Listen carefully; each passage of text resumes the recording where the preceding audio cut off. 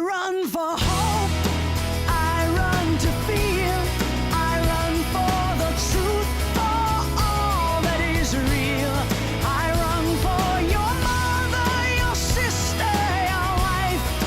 I run for you and me, my friend. I run for life.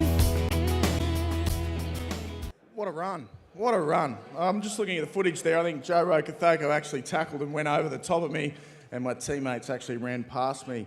Ladies and gentlemen, welcome to yet again another fantastic rugby lunch coordinated by Front Row Events. It is one of the true great traditional rugby lunches that we have here in Sydney. I'm certainly looking forward to presenting it to you. If you ever can get to speak to a guy that's a famous Kiwi and Wallaby in the same sentence, in the same person, the same mould, Mike Harris is your man. And hasn't he gone on leaps and bounds since he kicked that goal against Wales? He got dropped the next week and now he's out of the 22 for this Bledisloe. So well done, Mike.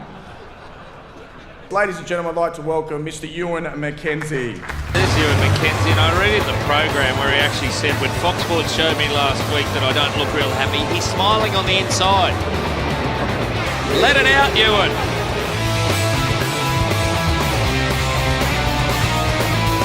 Can I ask you a hypothetical question? No. I'm going to ask you a hypothetical question. Okay. Just say you're Wallaby coach. That's basically it. What do you want me to say? What would you like me to say? I'm asking if you, hypothetically, if you're the Wallaby coach. Yeah. That'd be pretty good, wouldn't it? I think, Maybe what about if I asked it differently? Hypothetically speaking, you're the coaching director for the Wallabies. That's it again. it's hard to get sacked from there. So, I think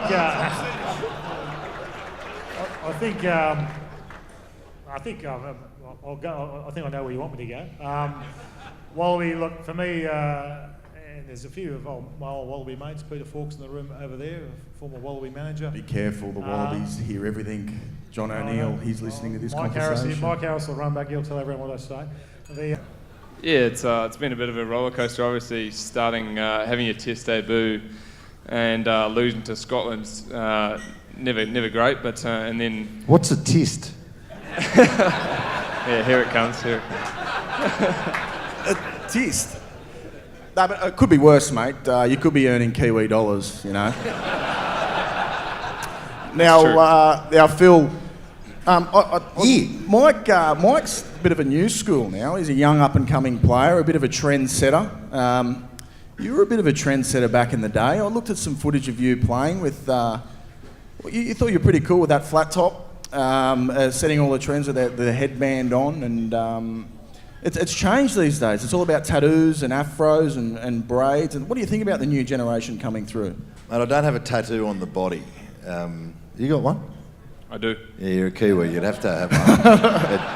They come out with compulsory. tattoos. They're born. There's a tat there. So I don't have any stickers. Hair wasn't a big thing. I'd always had short hair. Your hair was great. I always had short hair as a kid. And, none of this sort of Duran stuff that they go on with these days and that sort of rubbish. There was no dancing after scoring a try back in my day Frowned as upon. well. No, you just put the thing down, or if it was, the front row, like Linky or myself, we'd just sort of fall over the line and that was it. They'd help you up off the ground, pat you on the arse and on you go. It's a bit funny that he's given young Mike Harris and all the young boys a hard time about what they wear and all that stuff nowadays. Because Coonsey just told me that Adam Freo was the first guy to wear a G-string in rugby and in his day, and unfortunately he put it on backwards sometimes and it didn't really matter. But anyway,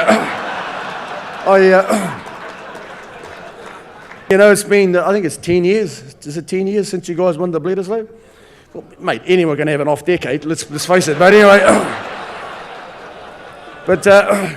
I actually read in one of the papers at home that, I think it was Peter Fitzsimons said that we have an unfair advantage because of the haka. And I think Eddie Jones, that was his big hobby horse too. The haka gives them an unfair advantage. Well, mate, in the old days, the haka was, you did it before you went to battle. But after those things, you're allowed to eat the other fellas, But, You sort of can't do that nowadays, you know. And to me, the haka's more about respect. I think if my grandfather died 2 weeks ago, we had 100 people doing the haka at his funeral, and to me, that's what the haka is about. It's about respect.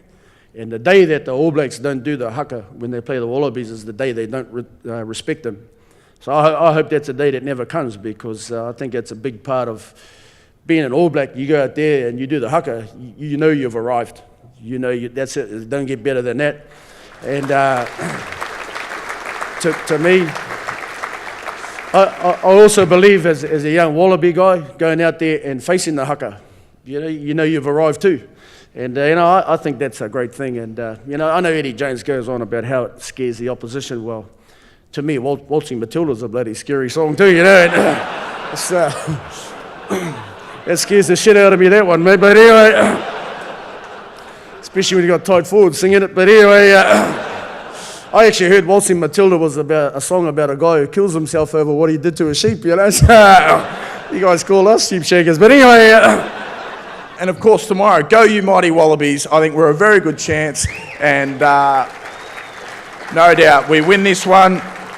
We go to Brisbane at the end of the Rugby Championships, and we finally bring back the biggest trophy of all, the Bledisloe. Have a wonderful afternoon. We shut up shop here about 4 o'clock, so drink up, and of course, off to the Wallaby Bar over at Pontoon. So enjoy the rest of your afternoon, and go you Wallabies.